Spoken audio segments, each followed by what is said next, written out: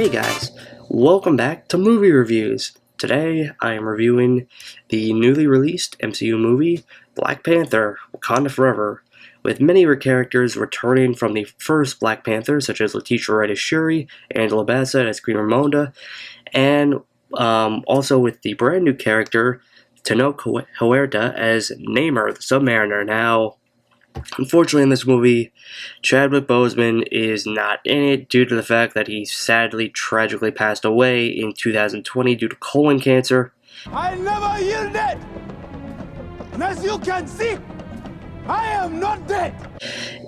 You can definitely feel the void that he has left in this movie. Like, Ryan Coogler, the director, he definitely made a very good, he made this movie into a really good tribute for his friend and coworker. And this movie, it's a very big tribute to him, to this amazing man and character. So this movie, it starts off actually with the death of not Chadwick Boseman, but T'Challa. Shuri tries to save her brother, but due to the fact that the heart-shaped herb is no longer around, due to the fact that their cousin Killmonger burned them all, T'Challa, he passes away. They have a funeral for him. And Shuri, Queen Ramonda, and just Wakanda in general in the world are just now without their king, or actually without Black Panther, because there is no Black Panther anymore, because T'Challa is dead. And the world around them is trying to find vibranium, because at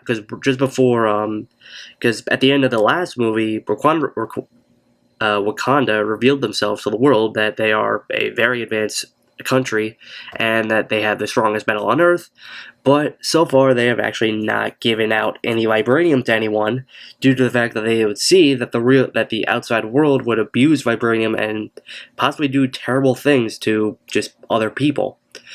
And also at the same time, many countries around the world are trying to steal vibranium from Wakanda outreach centers.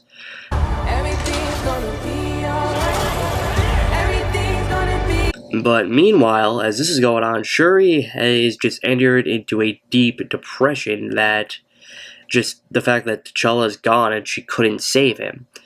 And while this is going on, the U.S. Navy is actually looking for vibranium under the ocean, and they are attacked by just these fish people. And so their king are none other than Tenoch Huerta's character, Namor, or as he refers to himself as. My people call me Kukungkan,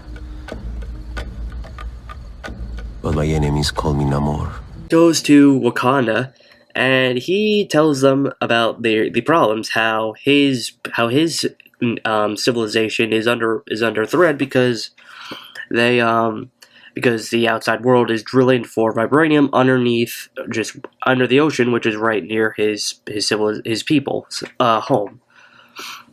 And he basically asks them to find the person responsible for the vibranium detector that the U.S. government is actually using, which Shuri and Okoye, the leader of the Dora Milaje, they go to the U.S. and find that the person responsible for creating a vibranium detector is none other than MIT student Riri Williams, who is, as we all know in the comics, she is Ironheart. So they attempt to bring Ironheart, or should I say Riri, back to Wakanda, but in the process, Namor's people attack them and kidnap Shuri and Riri, and Okoye goes back to Wakanda empty-handed, and in the process, Queen Ramonda, she strips Okoye of her status as leader of the Dora Milaje because she blames her for the fact that her daughter got kidnapped, and the fact that Queen Ramonda is just under extreme pressure.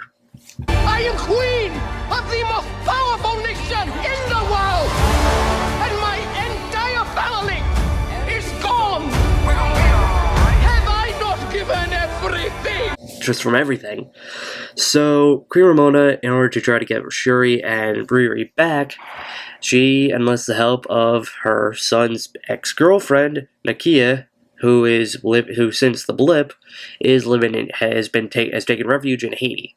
So Nakia goes to Mexico to find Shuri and Riri, while Shuri meets Namor and sees his underwater civilization of I'm going to say this wrong, Talocan, which is basically how this civilization came to be when Spanish conquistadors first came to Mexico, and they started just taking over what is now Mexico and Central America. Some of the people, they ate a special plant that turned them basically into, I'm going to say, mer people, so that they could be safe and just live happily.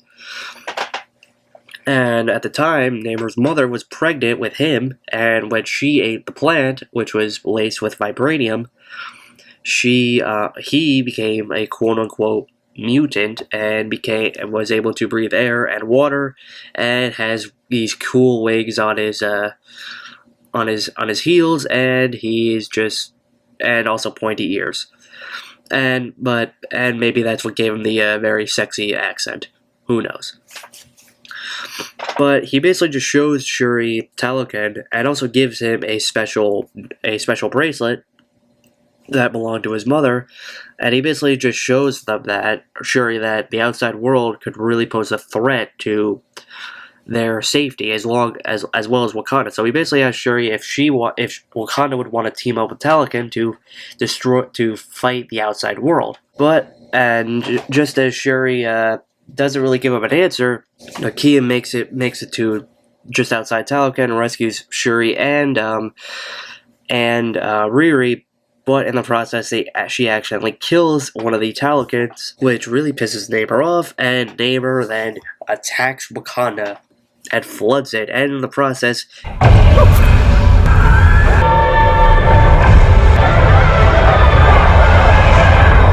kills Queen Ramona, which really sets Shuri off to the point where she wants to get true vengeance on Namor. She wants to kill him and just make him suffer. So in the process, as she's prepared for war, she is actually finally able to replicate the heart-shaped herb that made her brother Black Panther. She gives it to herself, trying to access the spiritual realm, which is basically a special place where people that are becoming Black Panther, they meet with their ancestors to get advice and just reunite with their ancestors. So she goes to the spiritual realm, hoping to see her mother or her brother or even her father, but she ends up seeing someone she never would have expected to see. She sees her cousin, Killmonger. What's up? Who basically kind of says that they're kind of the same. That both Shuri and himself are taking this, trying to seek vengeance on someone. And Shuri just denies the fact that she is anything like her cousin, who, when he tried to take over Wakanda, tried to fight the outside world, and just out of pure hatred for what happened to him. But Shuri, despite the fact that she denies this, we can just see that Shuri just really is just enraged and wants to take vengeance on Namor. So, and even against the will of her own people, her own people, such as the leader of the Jabari tribe, M'Baku, he doesn't want to fight Namor because it's not a good idea to go fight Namor. It's not. It's just not good for Wakanda, or quite frankly, the world, for the two strongest nations on Earth to go to war with each other. But despite his objections, Shuri, M'Baku, Riri, the Dora Milaje, and many of the soldiers of Wakanda, they go on a giant boat out in the middle of the Atlantic Ocean to draw Namor and the Talocans out. And basically they divide. But despite the fact that Namor himself is really strong, Shuri and Riri, they were able to put their heads together to create a trap for him. Basically, Namor, despite the fact that he's so strong, he has a major flaw. he can't be out of water for too long. He basically kind of breathes water through his skin like an amphibian or a reptile. So they basically put him in a giant humidifier, should I say a dehumidifier, to dry him out, which severely weakens him, which is when Shuri is able to actually go toe-to-toe with him and fight him. But just as she is about to kill him, she comes to the realization that she should not be like her cousin. She should not take vengeance on him, because she sees that Talokan and Wakanda, despite the fact that one's underwater and has people that literally breathe water, they're very similar. It's not a good idea to kill Namor, because if she did, they literally would go to war against each other. So she and Namor they strike a deal saying that they'll just leave each other alone and make peace with each other, and both sides return to their civilizations. And Shuri takes up the mantle of the Black Panther, but she does not become queen, because she just quite frankly doesn't want to. She wants to be Black Panther, and as well Riri goes back to MIT, but she doesn't have her Iron Man suit yet. And in the mid-credits scene, we can see that Shuri is actually not the only member of her family that's still around, because despite the fact that her brother's dead, her father's dead, her cousin's dead, and her mother, she is not the only member of her family, because just before T'Challa passed away, he had a son named T'Challa Jr. With Nakia. So yeah, she has a little 5-year-old nephew who will someday become king of Wakanda, but both at Nakia's and her brother's request, he will just stay out of Wakanda just to have him stay out of the whole political situation of Wakanda. So yeah, that's the end of the movie. That's kind of like the basic plot of the movie. The movie itself it's unfortunately not nearly as good as the first one. Like, I really wanted to be positive about this, but it's not as good as the first movie. Like, you can definitely feel the void without Chadwick Boseman. Like, T'Challa was amazing as a character, but just without him, just something feels wrong. Like, it just feels like something's missing, which someone is missing. The fact that they made this as a true tribute to him, they did amazing with the tribute to him. But there are many times where I question, should they have recast T'Challa? Should they? And it really it kind of comes down to what I don't know. I really didn't know if they should have recasted him or not recasted him, but who knows? I mean, they didn't recast him, and the movie was still okay. Letitia Wright and Angelina Bassett, they stole the show. Letitia Wright did amazing as the main lead of this movie.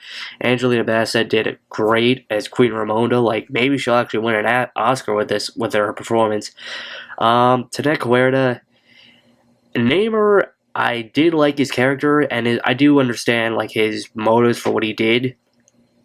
He still just is not on the level of a villain that Michael B. Jordan's Killmonger was in the first movie. Killmonger as a villain was terrifying. Nah, I'm your king.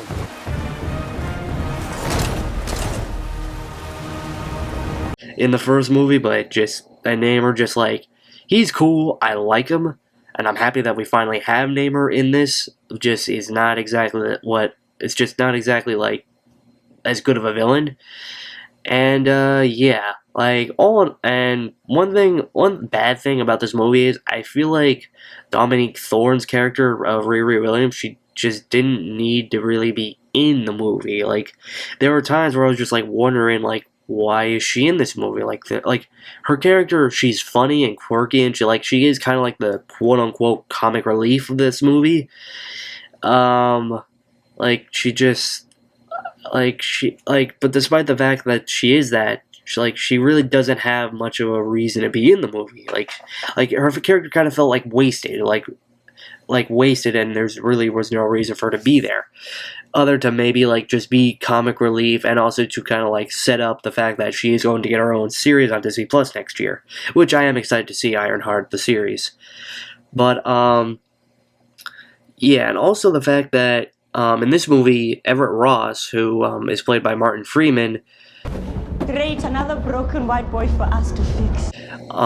he was in this movie, but not nearly as much, like compared to the first one. And it's also like spoilers. It's also revealed that Valentina Allegra de Fontaine, she is his ex-wife, and and for some reason she looks a lot like Elaine. I wonder why, but yeah, like he really, like, all in all, Martin Freeman's character was not nearly in this movie as much as the first one, which that also kind of hurt it. But yeah, in terms of like being as funny as the first movie, it still like is humorous, despite the fact that like this movie, its tone overall was very somber and just sad, because this also is a tribute to Chadwick Boseman. Like, I feel like of all Marvel movies I've seen, this was probably the quietest I've ever heard of as an audience. Like there were times where it's like the audience like so quiet and just like sad, like the tone. And also visually, this movie is amazing looking. Like, Brian Coogler did amazing with the visuals on this movie, especially the water scenes. Like, they looked amazing. But overall, my rating for this movie, I'm gonna give it about a B+. It's not a bad movie, not a good movie, but you know, for Phase 4, I'm gonna say it's pretty good. Which for Phase 4 of the MCU lately, that's not saying much. But yeah. I'm hoping that Phase 5 is really going to be better. And speaking of Phase 5 Marvel, let's talk about our next movie that we're going to be reviewing. So it's a Marvel movie, the first movie of Phase 5 of the MCU. And I'm really excited because it's going to introduce one of the best villains of Marvel. Here's the trailer. This place. It isn't what you think.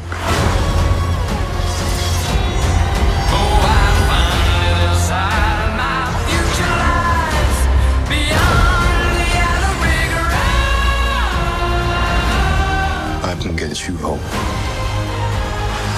And give you more time. If you help me.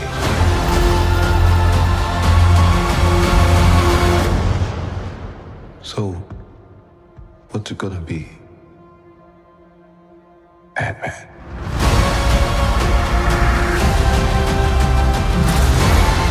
That's right. Next movie, Ant-Man and the Wasp: Quantumania, with Kang the Conqueror being introduced.